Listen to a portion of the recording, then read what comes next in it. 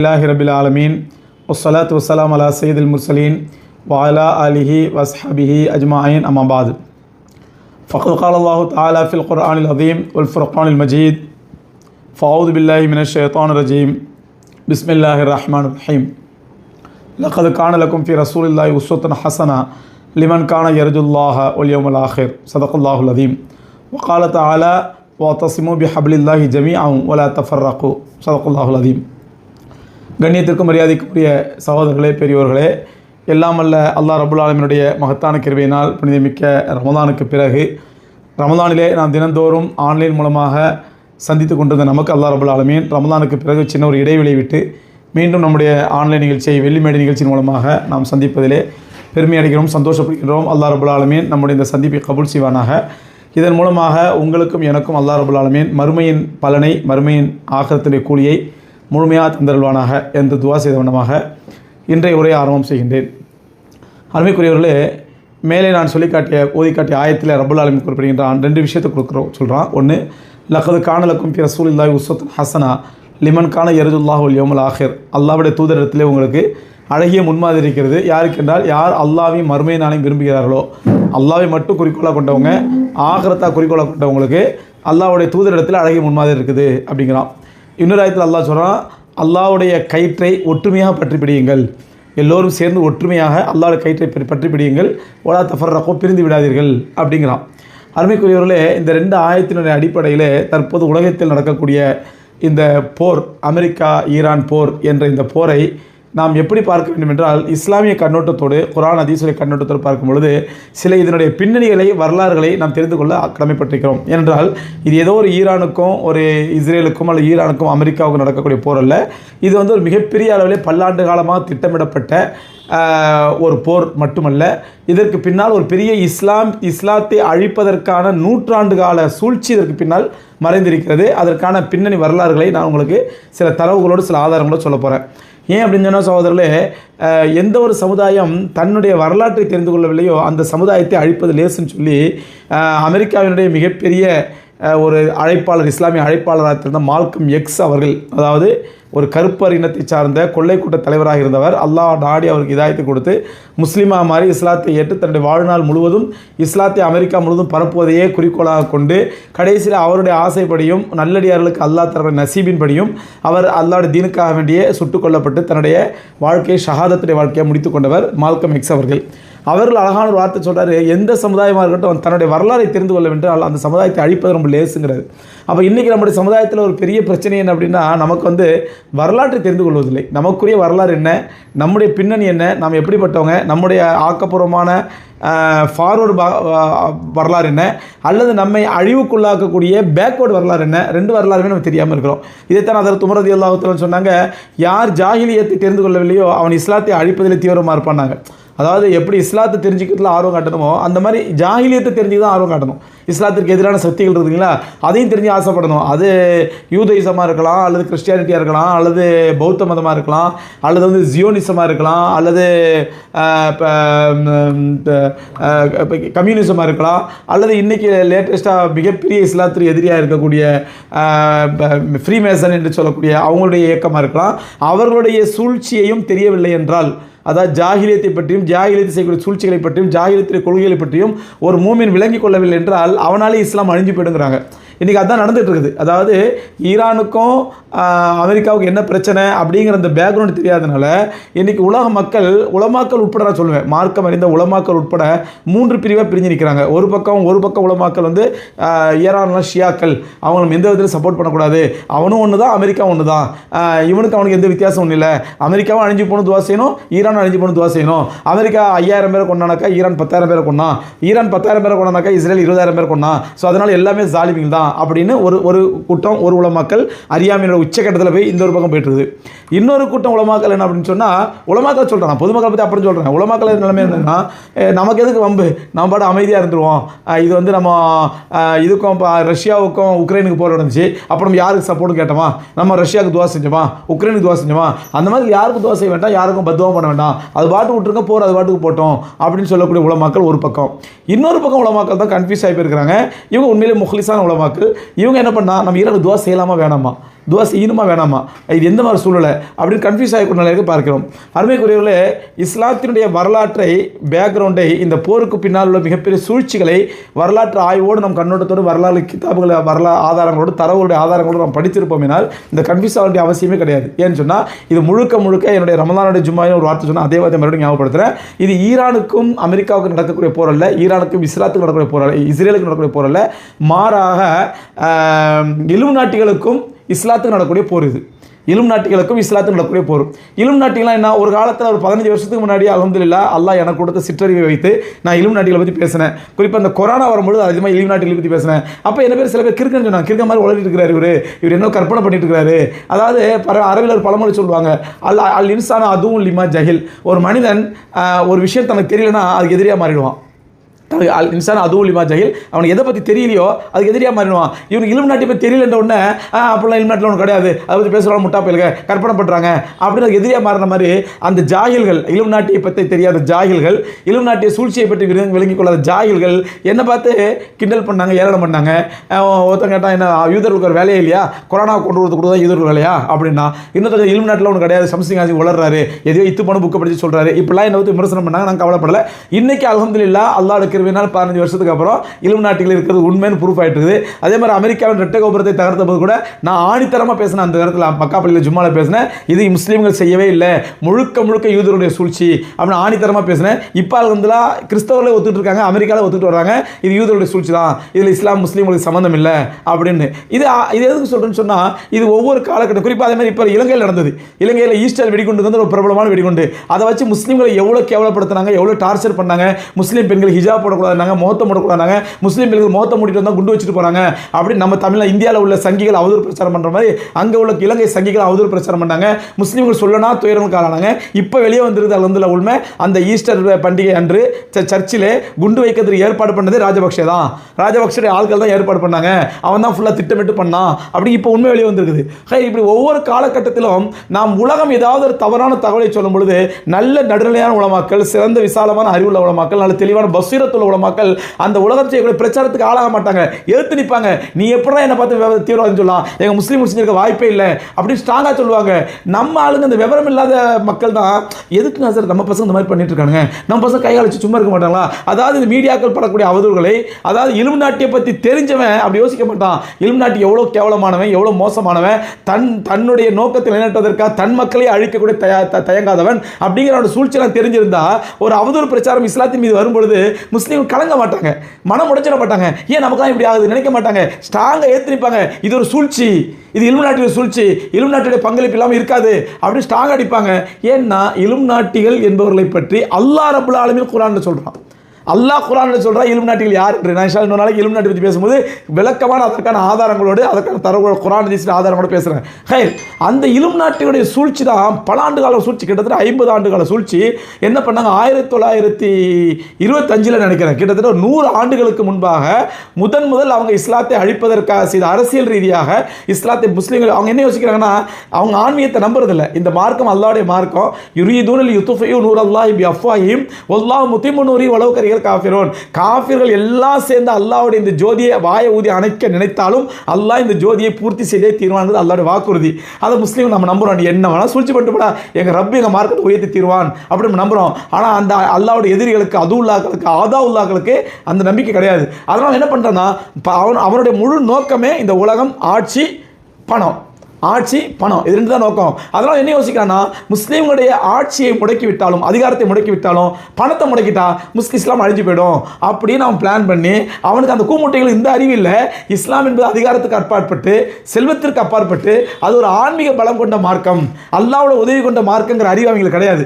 அதனால் அவங்க என்ன பண்ணுறான்னா, இஸ்லாத்தை அதிகார ரீதியாக, பொருளாதார ரீதியாக முடக்கிட்டா, இஸ்லாமிய ஆட்சியாளர்கள் முடக்கிட்டா, அதை நம்ம இஸ்லாத்தை ஒட்டுமொத்தம் அழிச்சிடலாம் அப்படின்னு பிளான் பண்ணி தான் அவங்க 100 வருடங்களுக்கு முன்னால் செஞ்ச சூழ்ச்சி இஸ்லாமிய ஹிலாஃபத்தை வீழ்த்தினார்கள்.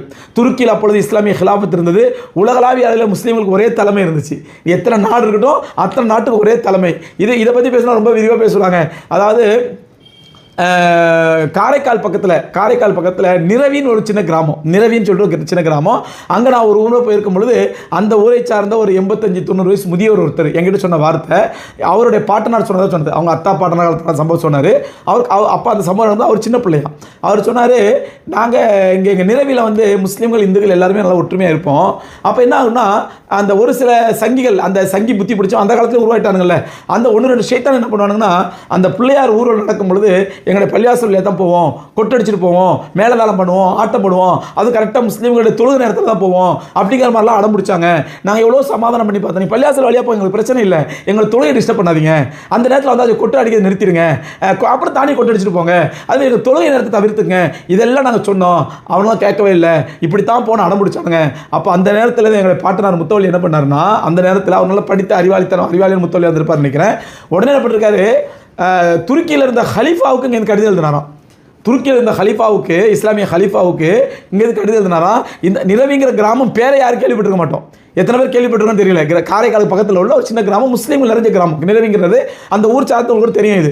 அப்போ அவர் அந்த நேரத்தில் 2ஆம் அப்துல் ஹமீதுங்கிறவர் வந்து ஹலீஃபாவாக இருக்கிறாரு துருக்கியில். அவங்களுக்கு கடிதம் எழுதினாராம், இப்படி எங்கள் கிராமத்தில் அந்த முஸ்லீம்களுக்கு எதிரானவங்க வந்து இந்த மாதிரி பண்ணிட்டு இருக்காங்க, பிரச்சனை பண்ணிட்டு இருக்காங்க, நாங்கள் போலீஸ் ஸ்டேஷன் போலீஸ் கண்டுக்க மாட்டேது, கவர்மெண்ட் கண்டுக்க மாட்டேங்கிறாங்க. அப்போ நான் சொல்றது, இந்தியா சுதந்திரம் அடைவதற்கு முன்பாக அப்போ இந்த நிரவி காரைக்கால் இதெல்லாம் வந்து பிரெஞ்சு காலனி ஆதிக்கத்தின் கீழ் இருக்குது. பாண்டிச்சேரி, காரைக்கால், நிரவி இதெல்லாம் வந்து டிஆர் பட்டினம் அப்படின்னு சொல்லுவாங்க, இதெல்லாம் வந்து பிரெஞ்சு ஆதிக்கத்தின் கீழ் இருக்கக்கூடிய பகுதி. அப்போ என்ன பண்ணுறாரு இவர் வந்து, அங்கே கொம்யூன் சொல்லுவாங்க, பிரெஞ்சு ஆதிக்கத்தின் கீழ் உள்ள பகுதிக்கு வந்து கொம்யூன் அப்படின்னு சொல்லுவாங்க. இப்போவும் நீங்கள் பாண்டிச்சேரி பகுதிக்கு போனீங்கன்னா சில பகுதிக்கு வந்து கொம்யூன் அப்படின்னு சொல்லுவாங்க. அந்த கொம்யூனில் உள்ள பொறுப்பாளிகளுக்கு நம்ம சொல்லி பார்த்தோம், அவங்க கேட்குற மாதிரி தெரியல. உடனே என்ன பண்ணுறாரு, ஹலீஃபாவுக்கு கடிதம் எழுதியிருக்கிறாரு. இந்த கடிதம் போய் ஹலீஃபாவுக்கு கிடைச்ச உடனே முதல் வருஷம் பிரச்சனை பட்டாங்க. அந்த பிரச்சனை முடிஞ்ச உடனே இது அடுத்த வருஷம் நீடிக்கக்கூடாதுங்கிறதுக்கு நீங்கள் கடிதம் எழுதியிருக்காரு. அந்த நேரத்தில் கடிதம் எத்தனை நாள் கிடைச்சா அவர் போய் கிடைச்சிருக்குன்னு தெரியல. ஆனால் பாருங்க, அந்த இடத்துல மாஷா அந்த முத்தவள்ளி ஒரு அறிவார்ந்த முத்தவள்ளியாக இருந்ததுனால இங்கேருந்து ஹலீஃபாவுடைய தொடர்பு ஒன்று கடிதம் எழுதியிருக்கிறாரு. அந்த ஹலீஃபாவுக்கு இந்த கடிதம் கிடைச்ச உடனே அவர் உடனே பாருங்க, அல்லாஹ் அக்பர், பிரெஞ்சை தொடர்பு கொண்டு, பிரான்ஸை தொடர்பு கொண்டு, பிரெஞ்சில் இருந்த அந்த அதிகாரத்தில் இருந்த ஆட்சியாளரை தொடர்பு கொண்டு, என்ன உன்னுடைய கொம்யூனில் உள்ள கீழ் உள்ள நிரவிங்கிற கிராமத்தில் இந்த மாதிரி முஸ்லீம்கள் பாதிக்கப்படுறாங்க, நீ என்ன பார்த்துட்டு இருக்கிற அப்படின்னு சத்தம் போட்ட உடனே, அருமைக்குரியவர்களே, நிரவிங்கிற ஒரு சின்ன கிராமத்தில் நடந்த ஒரு சின்ன பிரச்சனை அது இன்டர்நேஷனல் இஷ்யூவாக ஆக்கப்பட்டு, அது உடனே பிரெஞ்சுக்கு தொடர்பு கொள்ளப்பட்டு, உடனே பிரெஞ்சு அரசாங்கத்திலிருந்து இங்கே இருக்கக்கூடிய அந்த நிரவி கொம்யூனுக்கு தொடர்பு கொண்டு, உடனே அந்த பிரச்சனை தீர்க்கப்பட்டு அடுத்த ஆண்டிலிருந்து மறுவடத்திலிருந்து வட இருந்த பெரிய மத கலவரம் தடுக்கப்பட்டது அப்படிங்கிற சம்பவத்தை என்கிட்ட சொன்னார் அவர். அருமைக்குரியவர்கள், கொஞ்சம் யோசிச்சு பாருங்க, இதெல்லாம் இன்னைக்கு காலத்தில் நம்ம கற்பனை பண்ணி பார்க்க முடியுமா? ஒரு சின்ன கிராமத்தில் முஸ்லீம்கள் பாதிக்கப்படுறது, முஸ்லீம்களுக்கு எதிராக வர பிரச்சனை, அது இன்டர்நேஷனல் லெவலுக்கு கொண்டு போகப்பட்டு ஹலீஃபா மூலமாக அது பிரெஞ்சுக்கு தொடர்பு கொண்டு, இதுதான் இஸ்லாமிய ஹிலாஃபத், இதுதான் இஸ்லாமிய ஹிலாஃபத். இந்த ஹிலாஃபத் இன்ஷா அல்லாஹ் மீண்டும் மலர்வதற்கான வாய்ப்புகள் இருக்கின்றது. அல்லாஹ்வுடைய ரசூல் ஸல்லல்லாஹு அலைஹி வஸல்லம் சொன்ன நன்மாராயம் நமக்காண்டி காத்திருக்கிறது. ரசூலுல்லாஹ் சுப செய்தி சொல்லியிருக்கிறாங்க, மீண்டும் ஹிலாஃபத் வரும்னு சொல்லி. நாமெல்லாம் அவரோட எதிர்பார்த்திருப்போம். அல்லாஹ் நாடுனா அது நம்ம கண்ணெதிரில் இந்த ஹிலாஃபத் வரலாம், அல்லது நம்முடைய கண்ணுக்கு பிறகு வரலாம். எனவே அந்த ஒரு நல்ல ஹிலாஃபத் இஸ்லாமிய ஆட்சி உருவாவதற்கு நம்மளால் துவா செய்யணும் இன்ஷா அல்லாஹ். ஹைர், அருமைக்குரியவர்களே, அந்த ஹிலாஃபத்தை ஒழிப்பதற்கு இலுமினாட்டிகள் செய்த முதல் சூழ்ச்சி என்னன்னா, துருக்கியில் இருந்த ஹிலாஃபத்து தலைமையை அவங்க உடைச்சாங்க. என்ன உடைச்சாங்க? அவங்க உடைப்பதற்கு பயன்படுத்திய முதல் ஆயுதம் மொழிவெறி. என்ன வழி? அரபு மொழிவெறி. இந்த அரபு மொழிவெறியை பயன்படுத்தி தான் என்ன பண்ணாங்க, சவுதி அரபு தனி, சவுதி அரபு மற்ற இன்னைக்கு இருக்கக்கூடிய அந்த யுஏஇ, அந்த அரபு கல்ஃப் கண்ட்ரி சொல்கிறாங்க இல்லையா, அந்த கல்ஃப் கண்ட்ரிஸ் அரபுகள் தனி, அரபு அல்லாத துருக்கி தனி. ஏன்னா துருக்கி வந்து அரபு கிடையாது. துருக்கிக்காரனுக்கு வந்து இன்னைக்கு வரைக்கும் சுட்டுப்பட்டாலும் அரபி வார்த்தை ஒழுங்காக வராது. நீங்கள் ஹஜ்ஜுக்கு போனவங்க பார்த்துருப்பீங்க, துருக்கிக்காரங்க காபத்துள்ள அந்த ஹஜ்ஜுல் அஸ்வதுக்கு நேரம் வரும்போது அல்லாஹு அக்பர் அப்படின்னு சொல்ல மாட்டாங்க, அல்லாஹு அக்பர் அப்படிங்குவாங்க, அல்லாஹு அக்பர் அப்படிங்குவாங்க. அதே மாதிரி துருக்கி சார்ந்தவங்களுக்கு ஜும்மான் ஜீம் வராது, ஜும்மான்னு சொல்ல தெரியாது, கும்மா அப்படிங்குவாங்க, கும்மாங்குவாங்க. ஜித்தான்னு சொல்ல மாட்டாங்க, மக்காவுக்கு போகிறது நகரம் ஜித்தாக்கு போகிறது சொல்ல மாட்டாங்க, கித்தாக்கு போகிறேன் அப்படிங்குவாங்க. இந்த மாதிரி துருக்கிகளுக்கு அரபு வார்த்தை வரவே வராது. இந்த மொழி வரியை வச்சு என்ன பண்ணால், அரபுகளை பூரா நீங்களாம் அரபுகள், நீங்கள் அரபு சார்ந்தவங்க, அவன் பாரு அரபி அல்லாதவங்க உங்களுக்கு தலைமையாக இருக்கிறதா, ஒரு அரபு அல்லாத தலைமையாக இருக்கிறதா அப்படின்னு உசுப்பேத்தி விட்டு மொழி வெறியை பயன்படுத்தி அல்லாஹ் ரப்பல் ஆலமீன் சொல்கிறான், உமின் ஆயாத்தி இஹ்திலாஃப் அல்சினத்துக்கும், உங்கள் உலகத்தில் பல்வேறு விதமான மொழிகள் மாறுபட்டிருப்பது, மொழிகள் வேறுபட்டிருப்பது அல்லாஹ்வுடைய அத்தாட்சிகள் உள்ளதுங்கிற அல்லாஹ். மொழி மாறுபட்டிருப்பது அல்லாஹ்வுடைய அத்தாட்சி.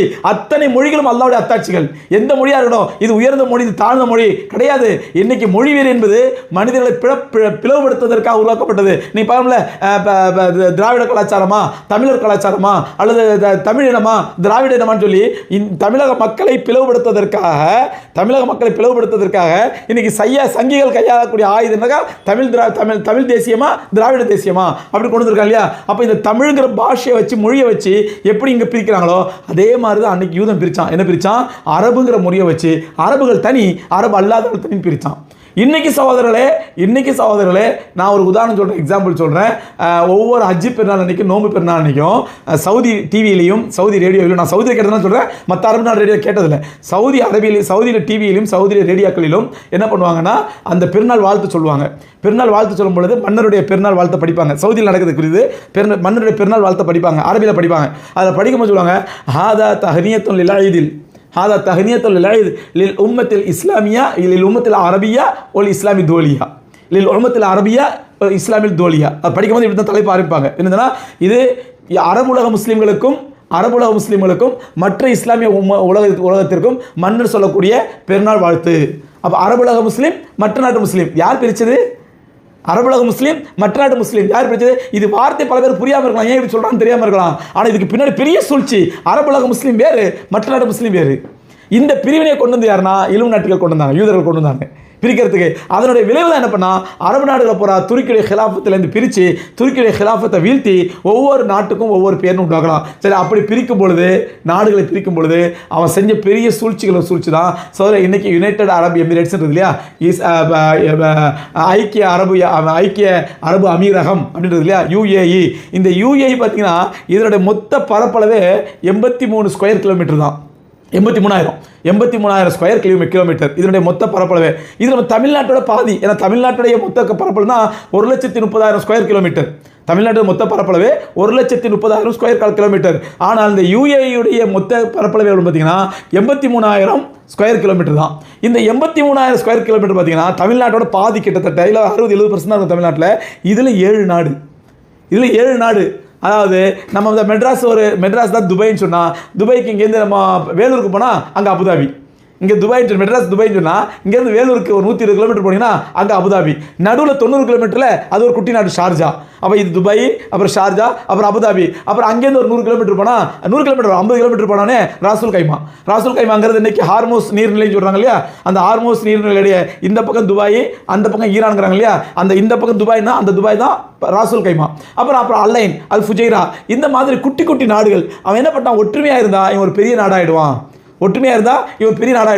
உடனே என்ன பண்ணா, அங்கே இருக்கக்கூடிய இந்த குறுநில மன்னடி அரபுல அவனை கூப்பிடுவான், அல்லைனை கூப்பிடுவான், வா நீ தான் அந்த நாட்டுக்கு ராஜா, உனக்கு பேர் உன் பரம்பரை தான் ராஜா. என்ன ஓகே, இது யார் ஏற்பாடு பண்ணது?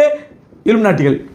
இதை பிளான் பண்ணது யாரு? இலுமினாட்டி. ஃபுஜைராவுடைய அந்த குறுநில எவனோ ஒரு முத்தவழி இருந்திருப்பான், அல்ல ஒரு கட்ட பஞ்சாயத்து பண்ணுற ஒரு ரவுடி இருந்திருப்பான், அவனுக்கு கூப்பிட்டு வாங்க நீ தான் இதுக்கு ராஜா, இதுக்கப்புறம் உன் பரம்பரை ராஜா. ஆனால் நான் சொல்றபடி கேட்டு நடக்கணும். ஓகே, அப்புறம் இவரை கூட துபாயுடைய ராஜா கூப்பிட்டான், அவனுக்கு கூப்பிட்டு எதை துபாய் இது எப்படி டெவலப் பண்ணிக்கோ, நல்ல பொருளாதாரம் என்ன பண்ணிக்கோ, எல்லாம் செஞ்சுக்கோ, உனக்கு முழு சுதந்திரம் தரேன், எல்லாம் ஹெல்ப் பண்ணுறேன், ஆனால் நான் சொல்றபடி கட்டு நடக்கணும், இது நீ தான் ராஜா, உன் பரம்பரை ராஜா. அபுதாபி மன்னனை கூப்பிட்டான், இது நீ தான் ராஜா, உன் பரம்பரை ராஜா. இப்படி ஒரு தமிழ்நாட்டை விட பாதி நிலப்பரப்பு கொண்ட ஒரு பகுதியை, ஏன்னா அங்கே கடுமையான எண்ணெய் வளம் இருக்குது. உலகத்தினுடைய உயிர் மூச்சரிக்கை பெட்ரோல் தான். உலகத்திலே ஹார்மோஸ் நீர்நிலையை 2 நாள் அடைச்ச உடனே நம்ம தமிழ்நாட்டில் இருக்கிற குக்கிராமத்து கேஸ் தட்டுப்பாடு வந்துடுது. அதை ஒழுங்காக நிர்வகிக்க தெரியாது மத்திய அரசுடைய குளறுபடி என்ன ஆகுது, இந்த கேஸ் தட்டுப்பாடு வருது. நல்ல ஒரு அரசியலை புரிஞ்சுக்கணும் சகோதரர்களே. இங்கே அந்த இஸ்ரேல் ஈரான் அடிக்கிறது 2 நாளைக்கு முன்னாடி நம்ம ஊர் கூமுட்டை இருக்கான்ல, நம்ம ஊர் கூமுட்டை மந்திரி யார், 56 இன்ச்சு அந்த கூமுட்டை மோடி உலக அரசியல் நடத்த தெரியல. அவன் உலக எல்லா விஷயத்திலும் ஃபெயிலியர், எல்லா விஷயத்திலும் உலக அரசியலில் ஃபெயிலியர். ஆப்கானிஸ்தானோட தொடர்பு இல்லை, இன்னைக்கு சீனாவோட பகை, பாகிஸ்தானோட பகை. இவர்களுக்கு இந்த சங்கிகளுக்கு நம்ம இந்திய மக்களை விட இஸ்லாத்திற்கு எதிரி யாரு, அவனை நான் நண்பனாக்கிப்பேன். அதனால இந்திய மக்களுக்கு பலனா அழிவா, அதை பற்றி கவலை இல்லை. அப்படித்தான் இந்தியாவை இத்தனை வருஷம் அழிவு உள்ளாக்கியிருக்காங்க. அதில் ஒரு அழிவு தான் என்னன்னா, இஸ்ரேலுக்கு இவனுக்கு என்ன சம்பந்தம், இஸ்ரேலுக்கு இந்தியாவுக்கு என்ன சம்பந்தம், இவனை மாமனா மச்சானா பங்காளியா பகையாளியா கூட்டாளியா அங்காளி பங்காளியா, எந்த சம்பந்தம் இல்லை. ஒரே நோக்கம், இவன் முஸ்லீம்களை அழிக்கிறான். நீங்க காசால அப்பாவி முஸ்லீம்களை கொள்றான், பலஸ்தீன்ல முஸ்லீம்களை கொள்றான், உலகளாவிய முஸ்லீம் நாடுகளாக எதிர்க்கிறாங்க. அப்படிங்கிறது ஒரே காரணத்திற்காக அவனை போய் கட்டுப்பிடிச்சு you are my fatherland, ஏன்டா இந்தியா வந்து பாரத தாய் சொல்லி கன்னித்தாயா நினைச்சிட்டு இருக்கோம். அதை கலங்க கேவலப்படுத்தி இஸ்ரேலை கொண்டு போய் பாரத தாய்க்கு புருஷனாக்கி விட்டியே, இது ஃபாதர் லேண்ட் அப்படின்னு சொல்லி அப்படின்னு எந்த தேசபக்தி உள்ளவங்க கேட்க மாட்டேங்கிறாங்க. ஏன்னா பாரத தாய்ங்கிறது நம்ம தாயிடாது, நம்ம கன்னித்தாய். அதை கொண்டு போய் அசிங்கப்படுத்தி எங்க அப்பா அம்மாவுக்கு இவன் தான் அப்பான்னு சொல்லி நீ இஸ்ரேலை கொண்டு வந்து இந்தியாவுக்கு ஃபாதர், குட்டி நாடு இந்தியா இஸ்ரேல். இந்திய மக்கள் எல்லாரும் சேர்ந்து, இந்திய மக்கள் இந்தியாவில் உள்ள 100-150 கோடி மக்களும் சேர்ந்து ஒரே நேரத்தில் ஒன்று கிடைச்சோம்னா அந்த ஒண்ணுக்குள்ள மூழ்கி போயிடும் இஸ்ரேல். அப்படிப்பட்ட குட்டி நாடு நீ அவனை கொண்டு வந்து நமக்கு ஃபாதர் லேண்ட் ஆக்கி நம்முடைய பாரத தாயை கேவலப்படுத்திட்ட பாவின்னு சொல்லி இங்க இருக்கக்கூடிய எந்த சங்கி வாய் திறக்கிறதுல, இங்க இருக்கக்கூடிய எந்த டூப்ளிகேட் தேசபக்தன் வாய் திறக்கிறதுல அப்படி கட்டிப்பிடிச்சு சொல்லிட்டான். அப்ப கட்டிப்பிடிச்சு வந்து அடுத்த நாளே ஈரான் அடிக்கிறான், அடுத்த நாள் இஸ்ரேல் ஈரான் அடிக்கிறான். அப்ப ஈரானுக்கு இந்தியா மேல எவ்வளவு கோவம் வரும், எவ்வளோ கோவம் ஈரானுக்கு இந்தியா மேலே. உடனே என்ன பண்ணா, அமெரிக்காவுடைய கப்பலை நிறுத்துற மாதிரி, இஸ்ரேலோட கப்பல் நிறுத்துற மாதிரி இந்தியா கப்பல் நிறுத்தினா, நீ எனக்கு எதிரி தான் அப்படி நிறுத்தினான். ஆனால் என்ன நடந்துச்சு, இந்திய மக்கள், இந்திய அரசாங்கம் மேற்கொண்ட அந்த வெளியுறவு கொள்கைக்கு எதிராக இந்திய மக்கள் என்ன பண்ணாங்க, பல இடங்களில் அமெரிக்கா செஞ்ச அராஜகத்தை கண்டிச்சு, இஸ்ரேல் பண்ண அநியாயத்தை கண்டிச்சு ஆர்ப்பாட்டம் பண்ணாங்க, போராட்டம் பண்ணாங்க, கொதித்து எழுந்தாங்க, ஹுமேனியுடைய மௌத்துக்காக அழுதாங்க. இதை பார்த்து சங்கி கிண்டல் பண்ணா, ஏண்டா ஈரான்ல எவனோ செத்தாங்க நீ ஏண்டா அழுவுற அப்படின்னா. ஆனால் அதோட விளைவு என்னாச்சு, உடனே ஈரான் அறிவிச்சான், எனக்கு இந்திய ஆட்சியாளர் கேவலமானவனுங்க, இவன் வந்து ஒரு எடுபடி கேவலமானவன், ஆனால் இந்திய மக்கள் நல்லவங்க, அவங்களுக்காண்டி உங்களுடைய கப்பலை நான் அலோவ் பண்ணுறேன்னு சொல்லி திறந்து விட்டான். அதனால தான் அந்த 4 நாள் சமாளிக்க முடியல, ஹோட்டல்லாம் மூடணும், கேஸ் இல்லை, இன்னைக்கு வரைக்கும் அந்த 4 நாள் ஏற்பட்ட பாதிப்பை இன்னைக்கு வரைக்கும் சீர் பண்ண முடியல. ஆனால் வந்து இல்லை, ஈரான் கப்பலை திறந்து விட ஆரம்பிச்சிட்டான். ஹார்மோஸ் நீர்நிலையில் ஈரான் கப்பல் திறந்து விட ஆரம்பிச்சுட்டான். நமக்கு வர ஆரம்பிச்சிச்சு. காரணம் இந்திய மக்கள் மீது கொண்ட பற்று, இந்திய ஆட்சியாளர் மீது கொண்ட பற்று அல்ல. அவன் பிரிச்சுட்டான், நீ ஆட்சியாளர் கேவலமானவன், உன் சுயநலத்துக்கு என்ன பண்ணுவேன். ஆனால் இந்திய மக்கள் நல்ல மக்கள், எங்களுக்கு மேலே அடித்த உடனே முதல்ல எங்களுக்கு ஆறுதல் கொடுத்தாங்க, முதல்ல எங்களுக்கு சப்போர்ட் பண்ணாங்க, ஹுமேனி மௌத்துக்காண்டி அவங்க அழுதாங்க, அதனால இந்திய மக்களுக்காண்டி விடுறேன்னு சொல்லிட்டு என்ன பண்ணிட்டான், அவன் இஸ்ரேலோட அமெரிக்காவோட நம்மளை சேர்க்காம நம்மளை இந்தியாவை தனியாக பிரித்து இந்திய மக்கள் மீது பாசத்தினால அறிவிச்சு விட்டான். அதை ஓப்பனாக அறிவிக்கும் செஞ்சான். அதனால தான் சகோதரர்களே, அல்லாஹ் காப்பாற்றினா நமக்கு அந்த கேஸ் பிரச்சனை, பெட்ரோல் பிரச்சனை ஓரளவு தீர்ந்துருச்சு. அந்த 4 நாள் நிறுத்தி வந்த பிரச்சனை இன்றைக்கி நம்ம சமாளிக்க முடியல. 40 நாள் நிறுத்தி நம்ம நிலைமை என்ன இருக்குன்னு சொல்லுங்க பார்ப்போம். 40 நாள் நிறுத்திருந்தானா நம்மளுடைய கேஸ் நிலைமை, பெட்ரோல் என்ன இருக்கும், இது இவன் பண்ண அநியாயம், இந்திய ஆட்சியாளர் பண்ண அநியாயம். இந்த அரசியலை எல்லாம் தாண்டி இதற்கு மேலே முஸ்லீம்களை பலவீனப்படுத்துவதற்காக தான் அந்த பாவிங்க என்ன பண்ணானுங்க அப்படின்னு சொன்னால், சகோதரர்களே, அரபை பிரித்தாங்க, அப்புறம் சவுதியை பிரித்தானுங்க. சவுதி என்ன பிரித்தான், இன்றைக்கி சவுதி ஆட்சியாளர் இருக்கிறாங்களே, முகமது பின் சல்மானாக இருக்கட்டும், அல்லது இதுக்கு முன்னாடி இருந்த அவங்களோட அப்பா சல்மானாக இருக்கட்டும், அல்லது சல்மானுடைய அப்பா அப்துல் அசீஸாக இருக்கட்டும், இவங்க எல்லாருமே யாருன்னா ஒரு காலத்தில் சவுதியை கட்டுப்பாட்டில் வைத்திருந்த கொள்ளைக்காரர்கள். அப்போ சவுதி அரபு அல்ல அது பேர், அது பேர் சவுதி அரபு இல்லை, ஜசீரத்துல் அரபு. ஜசீரத்துல் அரபுங்கிறது அது பேர், அரபு தீபகற்பம் அப்படின்னு அர்த்தம். அதுதான் அரபு பெனின்சூலான்னு சொல்லுவாங்க, அதுதான் அதோட ஒரிஜினல் பேர். இவன் என்ன பண்ணிட்டான், அந்த அசீஸுடைய அத்தா, அதாவது இப்போ இருக்கிற முகமது பின் சல்மான் இருக்கிறானே, இவனுடைய அப்பா வந்து சல்மான், சல்மானுடைய அப்பா வந்து அப்துல் அசீஸ், அப்துல் அசீஸுடைய அப்பா வந்து சவுது, அப்பாவோ பாட்டனாரோ சவுது. அந்த சவுது குடும்பம் தான் என்ன பண்ணாங்கன்னா, இவங்க பெரிய கொள்ளக்கார குடும்பம், கொள்ளடிக்கிறவங்க, வழிப்பறி பண்ணுறவங்க, மக்களை அடைக்கல் கொலை பண்ணுற கொள்ளடிக்கிறவங்க, அவங்க ஃபேமிலி பேரை கேட்டாலும் மக்கள் நடுக்குவாங்க அந்த காலத்தில். இவன் பார்த்தான், இங்கே யார் ஆட்சியாளர் நிற்கலாம், மக்கள் செஞ்சு கிடக்குறாங்க. அந்த கொள்ளக்காரன் சவுதை கூப்பிட்டு உனக்கு தேவை பணம் தானடா, நீ எப்படி வேணாலும் பணம் சம்பாதிச்சுக்க, பணத்துக்காண்டி என்ன வேணாலும் பண்ணிட்டுப்பேன், ஆனால் நான் சொல்றது கேட்கணும் அப்படின்னு என்ன பண்ணா, அந்த குடும்பத்தை கொண்டு வந்து வலுக்கட்டாயமாக அந்த சவுதி மீது திணிச்சான். அதில் இருந்தான் ஜசீரத்துல் அரபு என்பது சவுதி அரபுன்னு பேர் ஆரம்பிச்சது. சவுதுங்கிற யாரோட பேர், அந்த கொள்ளக்கூட்ட தலைவன் பேர். அவனுடைய குடும்பம் தான் இன்னைக்கு வரைக்கும் ஆண்டுட்டு இருக்கிறாங்க. அவன் முழுக்க கண்ட்ரோல் இருக்கிறான். ஹைர் சகோதரர்களே, இதில் நம்ம சொல்ல வர வேண்டிய விஷயம் அப்படின்னு சொன்னால், இப்படி எல்லா அரபு நாடுகளையும், அது ஏமனாக இருக்கட்டும், ஒமானாக இருக்கட்டும், அதே மாதிரி ஷாம் தேசம், பெருமானா ஸல்லல்லாஹு அலைஹி வஸல்லம் அவர்கள் சொன்னது, ஷாம் தேசம் இந்த ஒரு இஸ்லாமிய வரலாறுல மிக புனிதமான பூமி. அந்த ஷாம் தேசத்தை 3 பிரிச்சாங்க, ஷாம் தேசம் 3 உடைச்சானுங்க. ஜோர்டான் மன்னர் கூட்டம், ஜோர்டான் ஒரு பகுதி, அந்த ஜோர்டான் மன்னர் கூட்டம் இப்போ இருக்கிற ஹுசைன் அப்துல்லா, இவனோட அப்துல்லாட அத்தா ஹுசைன், அவனை கூட்டம், அவனோட பாட்டனார் கூட்டம், இந்த பகுதி கொண்டு ராஜா வைக்கிறேன், நீ ராஜா வந்துட்டு போ அப்படின்னு அவன் ஜோர்டான் தனியாக பிரிச்சுட்டு போயிட்டான். லெபனான் ராஜாவை கூப்பிட்டான், நீ கொஞ்சம் பிரிச்சுட்டு போ. பலஸ்தீனை மட்டும் அவனால் ஒன்றும் பண்ண முடியல, பலஸ்தீன் மக்களை ஒன்றும் பண்ண முடியல. அதனால என்ன பண்ணான், பலஸ்தீனுக்கு நடுவில் கொண்டு வந்து இஸ்ரேலை உட்கார வச்சான். 50-60 வருஷத்துக்கு முன்னாடி இஸ்ரேலுங்கிற ஒரு குட்டி நாடை, ஒரு ஹராத்தில் பிறந்த கள்ள குழந்தை, அமெரிக்காவுக்கும் யூதனுக்கும் இலுமினாட்டிக்கும் ஹராமான உறவில் பிறந்த ஒரு கள்ள குழந்தையான இஸ்ரேலை பலஸ்தீன் நடுவில் கொண்டு உட்கார வச்சான். ஏன் சொல்லி கேட்க மாட்டேங்கிறான் அப்படின்னு. அப்புறம் என்ன பண்ணா, சிரியாவை பிரித்தான். சிரியாவில் வந்து கொஞ்சம் அவனுக்கு எதிர்ப்பான ஆளுங்க இருந்ததுனால சிரியாவை அழிச்சு நாசமாக்கலாம். இப்படி சிரியா, ஜோர்டான், லெபனான், பலஸ்தீன் இது எல்லாம் சேர்ந்து தான் ஷாம் தேசம். பெருமானா ஸல்லல்லாஹு அலைஹி வஸல்லம் ஷாம் தேசத்துக்கு நிறைய முன்னறிவுகள் சொல்லியிருக்காங்க. அந்த ஷாம் தேசத்தை உடைச்சான். இப்படி அனைத்து முஸ்லீம் பகுதியிலும் நீங்கள் நான் சொல்கிறேன், அதாவது நாங்கள் பல ஜியாரத்து போகிறோம்ல, பல நாடுகள், இதெல்லாம் நாங்கள் போகிற நாடுகள் பார்த்தீங்கன்னா, எகிப்திலிருந்து இதுக்கு எகிப்திலேருந்து பலஸ்தீனுக்கு போனால் ஒரு 500 கிலோமீட்டர், பலஸ்தீன்லேருந்து ஜோர்டானுக்கு போனால் ஒரு 100 கிலோமீட்டர், ஜோர்டான்லேருந்து ஒரு லெபனானுக்கு போனால் ஒரு 150 கிலோமீட்டர், ஜோர்டான்லேருந்து இப்போ பலஸ்தீன் இஸ்ரேலுக்கு வரணும் அது ஒரு 80 கிலோமீட்டர். இப்படி 80 கிலோமீட்டர், 100 கிலோமீட்டர், 150 கிலோமீட்டர் பகுதியில் ஒவ்வொரு நாட்டுக்கும் ஒரு தடுப்பு, ஒரு விசா ப்ராக்ரஸ், ஒரு இமிகிரேஷன், ஒரு எமிகிரேஷன், இதெல்லாம் வச்சிருக்கிறான். அப்போ இப்படி முஸ்லீம் நாடுகளை பிரித்து சின்ன பின்னப்படுத்திய பொழுது நாங்கள் பிளவுபட மாட்டோம், ஒரே கொள்கையில் தான் இருப்போம் என்று உறுதியாக இருந்தது அந்த நேரத்தில் ஈரான்.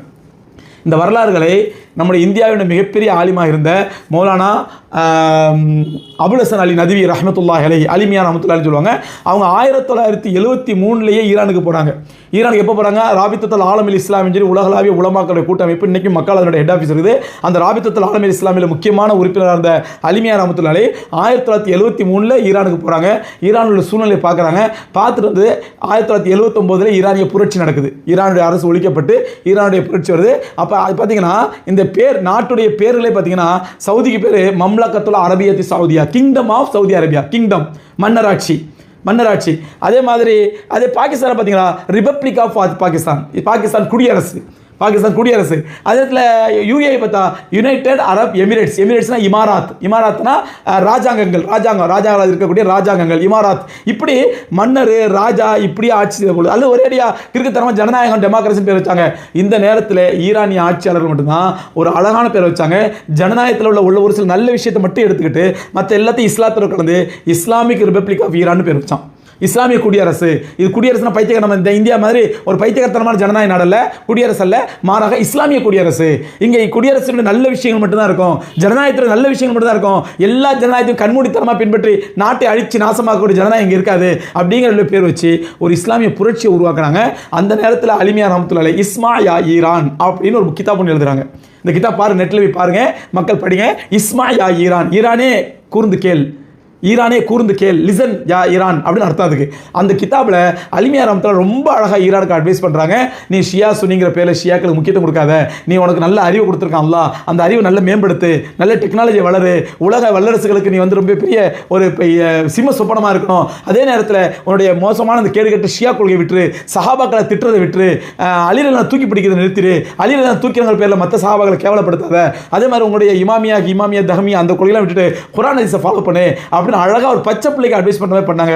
அருமை சகோதரர்களே, நல்லா புரிஞ்சுக்கணும். அன்னைக்கு அலிமியா ரஹ்மத்துல்லாஹி அலைஹி உலகத்தினுடைய தலை சிறந்த ஒரு ஆலிம், ஒரு விசாலமான சிந்தனை கொண்ட பசீரத்து கொண்ட ஒரு ஆலிம், பெரிய அல்லாமா, உலகத்தில் பெரிய பெரிய ஆட்சியாளர்லாம் ஹஸரத்தை மரியாதை கொடுப்பாங்க. அப்படிப்பட்ட அலிமியா ரஹ்மத்துல்லாஹி அலைஹி ஈரானை பார்த்து ஷியான் திட்டலை, ஷியான் ஒதுக்கலை, நீ காஃபிர்னு சொல்லலை, மாறா அவனுடைய தவறான கொள்கையை சுட்டி காட்டி திருந்துப்பா, உன்ட்டு அல்லாஹ் நிறைய சலாகியத்தை கொடுத்துருக்கான், நீ அமெரிக்காவுக்கு அடிப்படை மாட்டேன், மற்ற அரபு நாடுலாம் அடிமையாயிட்டான், அரபு நாட்டுக்கு மற்ற அடிமை இது அமெரிக்காவுக்கு, மற்ற அரபு நாள் இலும் நாட்டுக்கு அடிமையாயிட்டான், நீ அடிமையாமல் நிமிர்ந்து நிற்கிற அந்த தைரியத்தை அல்லாஹ் கொடுத்துருக்கான், நீ அதில் உறுதியாக நில்லு, உனக்கு அல்லாஹ் வெற்றியை கொடுப்பான், அதே நேரத்தில் உன்னோட இஸ்லாமிய கொள்கைகள் சரி பண்ணிக்க என்று பச்சை பிள்ளைக்கு அட்வைஸ் பண்ணாங்க. அதனுடைய விளைவு சகோதரர்களே, இன்றைக்கும் ஈரானுடைய அதிபர் ஹொமேனி மௌத்தானார் ஷஹீது. இதை ஷஹீதுன்னு சொன்னால் சில ஷீத்தான் பிடிக்க மாட்டேங்குது. எப்படி ஒரு ஷஹீத் அவர் 1000 முறை சொல்வேன், ஷஹீத் வழிகட்ட கொள்கையாக இருந்தால் அவன் ஷஹீது ஷஹாத்து கிடைக்காதா? ஒருத்தனுடைய கொள்கை தப்பாக இருந்தா, ஒருத்தன் அமல்கள் தப்பாக இருந்தா, ஒருத்தன் பாவியாக இருந்தானா அவன் ஷஹாத்து கிடைக்காதா? ஷஹாதத்து கொடுப்பது அல்லாஹ்வுடைய கையில் உள்ள உரிமை. அதை பறிக்கிறது நீ யாரு? இன்னைக்கு எப்போ ஒரு எதிரி கையால் கொல்லப்பட்டாரோ அவர் ஷஹாதத்தை அடைந்து விட்டார். அந்த ஷஹீத் ஹொமேனி அவர்கள் அந்த அலிமியா ரஹ்மத்துல்லாஹி அலைஹி அட்வைஸை கேட்டு கொஞ்சம் கொஞ்சமாக அவங்களுக்கு மாற்றம் ஏற்பட்டு இன்னைக்கு சகோதரர்களே அவரே டிக்ளேர் பண்ணுறாரு, நம்ம கூட ஷியா சுன்னிங்கிற வேறுபாடு வேணாம், நம்ம எல்லாம் ஒற்றுமையாலாம், நம்மளை அழிச்சு நாசமாகுது ஒரே எதிரி. ஏன்னா இந்த 50-60 ஆண்டுகளில் இவனால் உருவாக்கப்பட்ட அரபு நாடுகள் ஒரு நாடுகள்கிட்ட கூட ஒரு இராணுவம் கிடையாது, ஒரு பலம் கிடையாது, இவனா சொந்தமாக ஒரு மிசைல் தயாரிக்க முடியாது, எதையுமே தயாரிக்க முடியாது. முழுக்க அவன் சொல்லிட்டான், நீ பணம் இல்லாட்டி பணத்துக்காண்டி என்ன வேணா பண்ணிட்டு போ, உனக்கு எல்லா சப்போர்ட் நான் பண்ணுறேன் அப்படின்னு அவன் நாட்டுக்குள்ளே கொண்டு தன்னுடைய தளவாடங்களை வச்சான், தன்னுடைய ஸ்பேஸை வச்சான் அமெரிக்கா.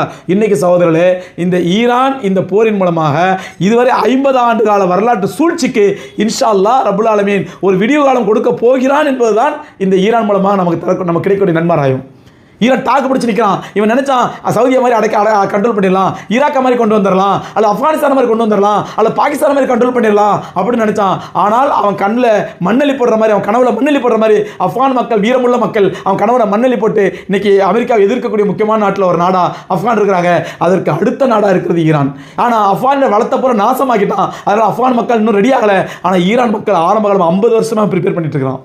50 வருஷமாவே மிசைல் தயாரிச்சிருக்கலாம். என்னைக்கா ஒரு நாளைக்கு இந்த அயோக்கிய அமெரிக்கா நம்மளை அடிப்பான், இந்த அயோக்கிய இஸ்ரேல் நம்மளை அடிப்பாங்க அப்படிங்க தெரியும். அப்படி 50 ஆண்டு காலமாக தயாராக இருந்ததுனால இன்னைக்கு ஒரு ஆண்மை உள்ள முஸ்லீமாக, ஒரு வீர சிங்கமாக நின்று இன்னைக்கு அமெரிக்காவில் சண்டை போட்டு நிற்கிறான். அந்த ஆண்மை இல்லாத பெட்டைகளாக மாறி போனவர்கள் தான் இந்த இலுமினாட்டி சூழ்ச்சிக்குள்ளான அரபு நாடுகள். இவன் ஒன்றுமே கிடையாது, பாவம். ஒரு மிசைல் கிடையாது, ஒரு டேங்கி கிடையாது. நான் ஓப்பனாக சொல்கிறேன், நான் சவுதி அரேபியாவுக்கு அல்ஹம்துலில்லாஹ் வருஷத்துக்கு 3 தடவை 4 தடவை போயிட்டு இருக்கிறேன் உம்ரா ஹஜ்ஜுக்காண்டி. உம்ரா ஹஜ்ஜி இல்லாட்டா அந்த நாட்டை நாய் கூட சீண்டாது. நான் உம்ரா ஹஜ்ஜுக்காண்டி போயிட்டு இருக்கிறேன். அங்கே பார்க்குறேன் ஒரு 30 லட்சம் மக்கள் ஒன்று சேரக்கூடிய இடம் ஹஜ்ஜில்.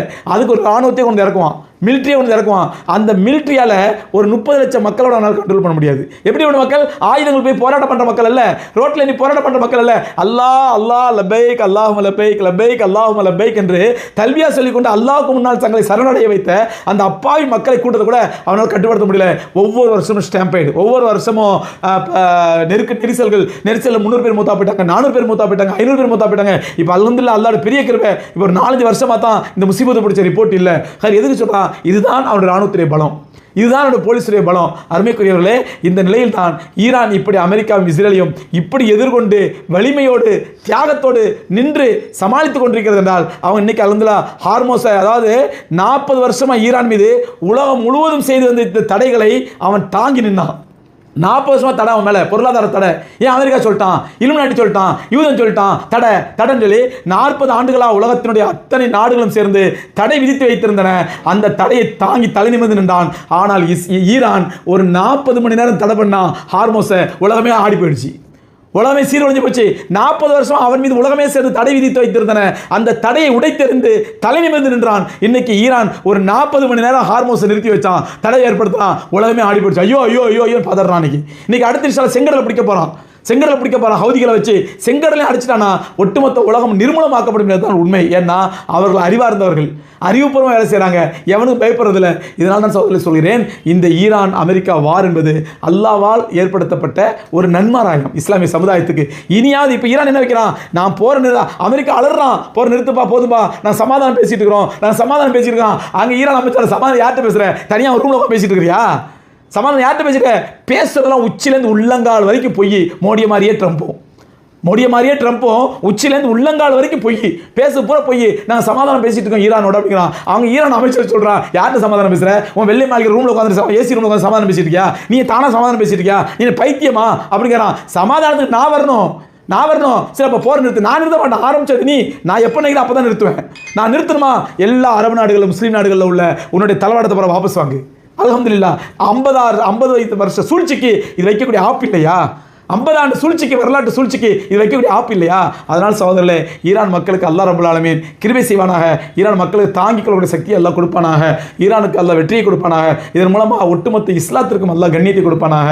ஈரான் மக்களுக்கு அல்லாஹ் நல்ல புத்தியை நல்லறிவை கொடுத்து இஸ்லாமியரோட இணைஞ்சு இனிமேல் வருங்காலத்தில் அந்த ஷியா சுன்னிங்கிற பிரிவினை பாகுபாடெல்லாம் இல்லாமல் எல்லோரும் நாம் எல்லாம் இஸ்லாமியர்கள், இஸ்லாமிய மக்கள், கண்மணி நாயகம் ரசூலை கரீம் ஸல்லல்லாஹு அலைஹி வஸல்லம் உம்மத்தினர்கள் நாளைக்கு மறுமையில் ரசூலுல்லாஹ்க்கு முன்னாடி போய் நிற்க போகிறோம். அவங்க கையால் தண்ணீர் வாங்கி பருக போகிறோம். அவங்களுக்கு அல்லாஹ்வுடைய ரசூலுல்லாஹ் ஷஃபாத்துக்கு நம்மலாம் இன்ஷா அல்லாஹ் நாம் அந்த ஷஃபாத்துக்கு தகுதியுள்ளவர்களாக ஆக போகிறோம் என்ற எண்ணத்தோடு ஈரான் மக்களுக்கு துஆ செய்வோம். அல்லாஹ் உலகளாவிய இஸ்லாமிய ஒற்றுமை ஏற்படுத்தி தருவானாக. உலகளாவிய இஸ்லாமிய ஹிலாஃபத்தை அல்லாஹ் மீண்டும் அமைத்து தருவானாக. ஆகிரு தாவானா அல்ஹம்துலில்லாஹி ரப்பில் ஆலமீன். அன்பார்ந்த சகோதர சகோதரிகளே, அஸ்ஸலாமு அலைக்கும் வரஹ்மத்துல்லாஹி வபரகாத்துஹு.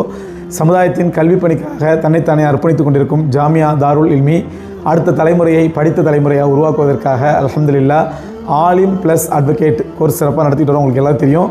10ஆம் வகுப்பு படித்த மாணவர்களோ அல்லது 12ஆம் வகுப்பு படித்த மாணவர்களோ எங்களை தொடர்பு கொண்டால் அல்ஹம்துலில்லாஹ் 7 ஆண்டுகளில் அவர்களை ஆலிம்களாகவும் அதே நேரத்தில் தலை சிறந்த அட்வொகேட்டுகளாகவும் வழக்கறிஞர்களாகவும் உருவாக்கும் ஒரு பயிற்சி திட்டத்தை அல்ஹம்துலில்லாஹ் நாம் சிறப்பாக செயல்படுத்தி வருகின்றோம். இவ்வாண்டு முதல் மேம்பட்ட சர்வீஸாக அல்ஹம்துலில்லாஹ் பெங்களூரில் உள்ள அல் அமீன் லா யூனிவர்சிட்டியோட நாங்கள் தொடர்பு வைத்து அல்லாஹ்வுடைய மகத்தான கிருபையினால் இந்த வருஷம் டிஃபார்மும் ஏற்பாடு செஞ்சுருக்கிறோம். 12ஆம் வகுப்பு படித்த மாணவர்கள் 2 ஆண்டுகள் டிஃபார்ம் படித்தா போதும். அவங்க அல்ஹம்துலில்லாஹ் நல்ல முறையில் அவங்க ஒரு தொழிலை கற்றுக்கொள்ளலாம். அதே மாதிரி பிஎட் ஆலிமாகக்கூடிய மாணவர்களுக்கு பிஎட் கோச்சிங் இந்த வருஷம் கொடுக்க இருக்கிறோம். நீங்கள் எந்த துறையை படிக்க விரும்பினாலும் அல்லது 6ஆம் வகுப்பிலிருந்து கல்லூரி வரை no age limit, no education limit என்று சொல்லக்கூடிய அளவுக்கு எந்த படிப்பு படித்தாலும் எங்களை தொடர்பு கொள்ளுங்கள். சகோதரர்களே, கல்லூரி படிப்புக்காக 50% அனைத்து மாணவர்களுக்கும் 50%, அது லா படிக்கக்கூடிய மாணவர்களாக இருந்தாலும் சரி, டிஃபார்ம் படிக்கக்கூடிய மாணவர்களாக இருந்தாலும் சரி, அல்லது பிஎட் படிக்கக்கூடிய மாணவர்களாக இருந்தாலும் சரி, அவர்களுக்கு 50% கல்லூரி கட்டணத்தை இல்மி ஏற்றுக்கொள்ளும். 50% ஸ்காலர்ஷிப் எல்லா மாணவர்களுக்கும், சேரக்கூடிய எல்லா மாணவர்களுக்கும். அல்ஹம்துலில்லாஹ் தேர்ந்தெடுக்கப்பட்ட மாணவர்களுக்கு, திறமையான மாணவர்களுக்கு 100% ஸ்காலர்ஷிப்பையும் இல்மி ட்ரஸ்ட் வழங்கும். அது மட்டுமின்றி இதற்கு முன்பாக பல்வேறு IAS IPS அலுவலர்களை, அதிகாரிகளை உருவாக்கிய இல்மி ட்ரஸ்ட் இன்ஷா அல்லாஹ் நம்முடைய மாணவர்களையும் ஆலிம்களையும் திறமையான மாணவர்களை தேர்ந்தெடுத்து அவர்கள் UPSC எக்ஸாம் எழுதி IAS IPS அளவுக்கு கொண்டு செல்லும் அளவுக்கும் அல்ஹம்துலில்லாஹ் நம்மிடத்தில் இப்போ நல்ல ஒரு இன்ஃப்ராஸ்ட்ரக்சரும் அதற்கான எல்லா ஏற்பாடுகளும் இருக்குது. அதையும் நல்ல முறையில் பயன்படுத்திங்க. இது விஷயமாக நீங்கள் எந்த தகவல் வேண்டும் என்றாலும் கீழே உள்ள எண்ணிலே தொடர்பு கொள்ளும்படி மிக்க அன்புடன் கேட்டுக்கொள்கின்றேன். இந்த அரிய வாய்ப்பை பயன்படுத்திக் கொள்ளுங்கள். உங்களுடைய பிள்ளைகளும் சேருங்க. நல்ல ஒழுக்கமுள்ள மார்க்கப்பட்டுள்ள பிள்ளைகளாக உங்களுடைய பிள்ளைகள் உருவாக்குங்க.